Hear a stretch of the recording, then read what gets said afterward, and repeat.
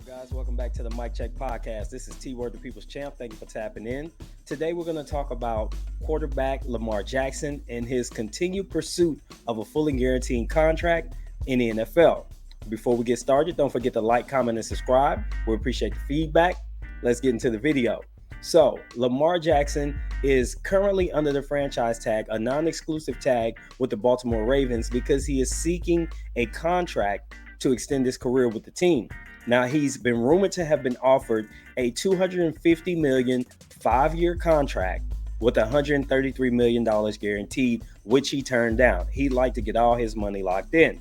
The biggest issue with this is that, number one, he does have a history of injury. He's pretty much been injured every season that he's been a starter. So when you're investing that much money in one position, you have to believe that that player is going to give you a high number of snaps, as well as make sure that you're going to make deep runs into the playoffs. And at this point, Lamar Jackson has been unable to assure either to his team.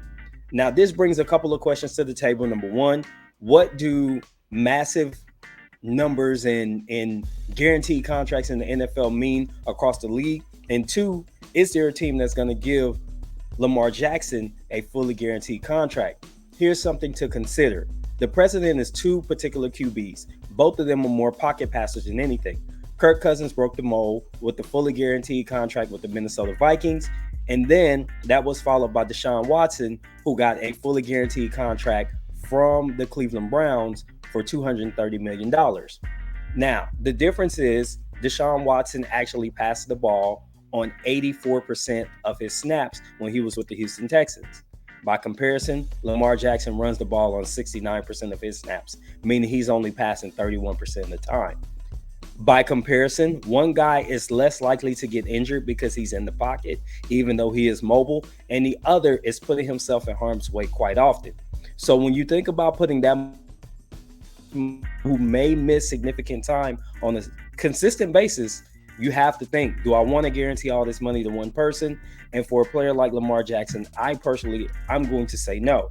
Now, the danger in more people getting fully guaranteed contracts is that when you start to spread this out across the league, at the rate that salary caps are raised yearly in the NFL, you can't keep up with fully guaranteed contracts, because what happens is when players fall short of their expectations, get hurt in their careers and things like that, start to retire, this money's left on the books for the teams to deal with. You lose the ability to have parity in the league, and you also landlock a lot of budgets to where teams will have limited movement, so teams don't get better.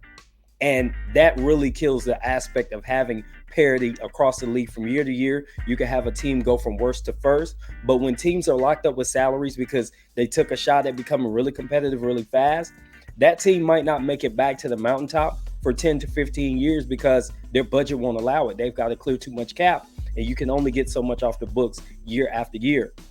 So this is a developing situation. I'm interested to see what the Ravens are going to do going forward. They've bought a little bit more time to negotiate with Lamar, but they've also left the door open for other teams to negotiate because it's a non-exclusive tag, so he could talk to anybody else in the league. A few teams who say they're out of the business because it's a little too rich for their blood, the Carolina Panthers and the Atlanta Falcons, which is good for me as a Saints fan because that means we don't have to worry about seeing Lamar 2 times a year in the division. So it's going to be interesting to see how this all plays out. Hopefully you all can leave your thoughts in the comments. Don't forget to like and subscribe. This has been T Word with the Mic Check Podcast. Until the next time, I'm out. Peace.